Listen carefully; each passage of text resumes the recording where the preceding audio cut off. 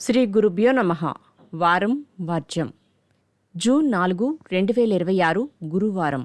శ్రీ పరాభవనామ సంవత్సరం. అధిక జ్యేష్ఠమాసం. ఉత్తరాయణం. గ్రీష్మ ఋతువు. కృష్ణపక్షం. రోహిణీ కార్తె. చవితి రాత్రి 11:29 వరకు. నక్షత్రం ఉత్తరాషాఢ. రాత్రి 3:41 వరకు.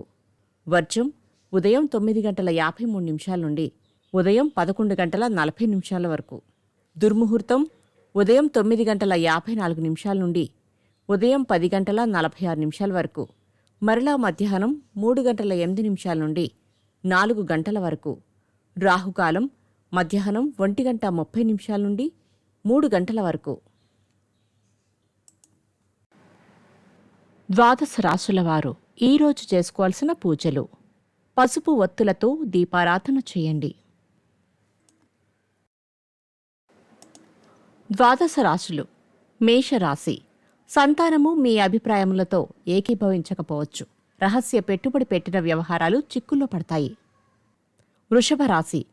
ఏ కార్యక్రమం చేపట్టినా ఆలోచించి నిర్ణయములను తీసుకొనటం మంచిది. ఆర్థిక సంస్థల నుండి రుణాలు తీసుకుంటారు. మిథున రాశి.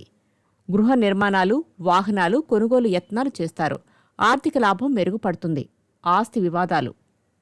కర్కాటక రాశి. కుటుంబ సభ్యులను కలిసి ఆనందంగా గడుపుతారు. పెట్టుబడులకు తగిన సమయం.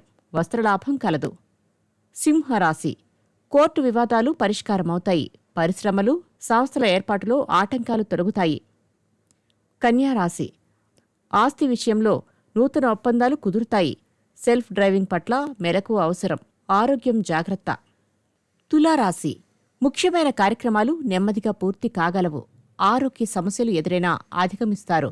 స్పెక్యులేషన్కు దూరంగా ఉండండి. వృశ్చిక రాశి. దూర ప్రాంతాల నుండి కీలక సమాచారం అందుకుంటారు. పలుకుబడి కలిగిన వ్యక్తులను కలుసుకుంటారు. ధనస్సు రాశి. ఇతరులకు సైతం మీరు సహాయం అందిస్తారు. బాధ్యతలు సమర్థవంతంగా నిర్వహిస్తారు. వస్త్రలాభం కలదు. మకర రాశి. ఆర్థికపరమైన లావాదేవీలలో ఆటుపోట్లు తొలగుతాయి. శత్రువులు సైతం మిత్రులుగా మారతారు. బంధువులను కలుస్తారు. కుంభరాశి. రాజకీయ, పారిశ్రామిక రంగాల వారికి యోగదాయకంగా ఉంటుంది. కోపతాపాలకు దూరంగా ఉండండి. మీనరాశి. విదేశీ పర్యటనల అవకాశాలు. సోదరుల నుండి విలువైన సమాచారం అందుకోండి. పరిచయాలు పెరుగుతాయి. నమస్కారం.